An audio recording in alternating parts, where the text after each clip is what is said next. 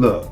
As Crazon said, you are going to have to realize, we're going to have to realize as a people what's really going on here. We are not going to, we're going to have to get off the hamster's wheel, and there's a couple of hamster's wheels going on. We just jumping off one onto another one. Now this, this is meant to get you angry and upset, and it is a cause for anger. It is a cause for being highly offended.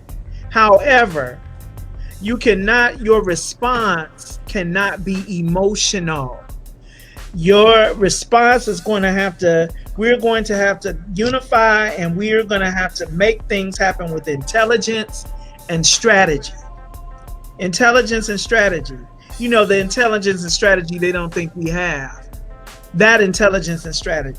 We're going to have to do it like that. I don't think that they don't. I just think they don't care, and they're indifferent. They know what's happening. They know that black folks are intelligent. They know that. But it's us who hide behind certain things because we don't want to take the responsibility to stand up. When things happen to you and you don't have the vocabulary to straighten the people, that means that you haven't been studying what really afflicts you. If you think that your people are the problem, you are a self-hater.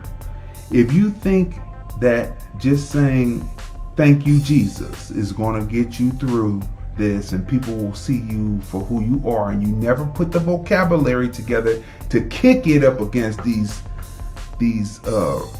racist terrorists to the American black society, then you are a self-hater, and you have to realize that and understand that, grasp that, take that in and understand it.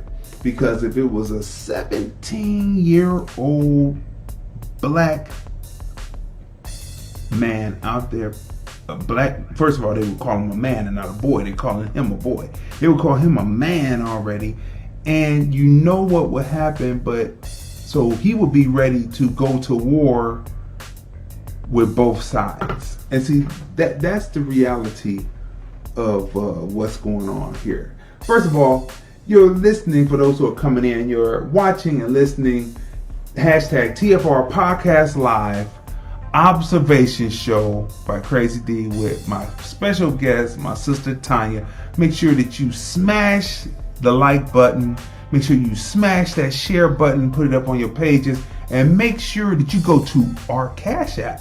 $ TFR Podcast Live, $ TFR Podcast Live. If you want to get in on a discussion, 213-943-3358, 213-943-3358, and we will take your phone calls and, call up and give your opinion. Now, speaking of people who have not been handled, the 4 officers who busted into Breonna Taylor's crib and left her dead on her hallway floor, her boyfriend at the time busting at him.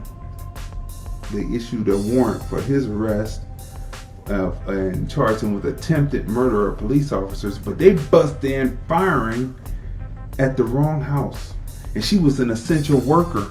And more than that, she was a black woman that was making her way. And of course, they tried to character assassinate her, but they have not, as yet, conducted or had an arrest because the Attorney General,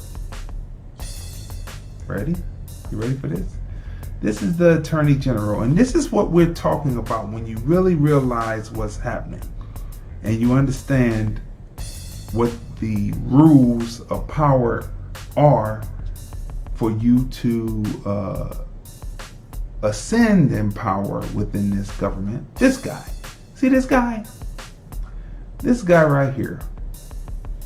He is the AG in Kentucky, right? This guy spoke at the convention a couple of evenings back, right? This guy has yet to arrest the officers, press charges against the officers who went into the wrong house and shot up the wrong person, leaving her dead on her ballroom floor. He has yet to do anything about it. Kind of like Kamala, excuse me, I'm being kind. Kamala Harris. Well, when she was AG in San Francisco, it wasn't a cop that she thought should be guilty, right?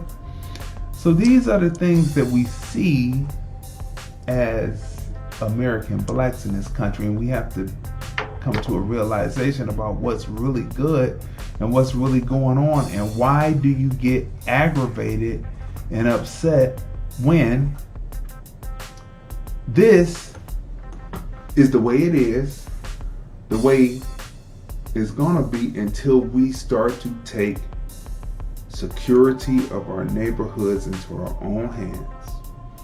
Until once we secure our neighborhoods, then we can begin to build economically.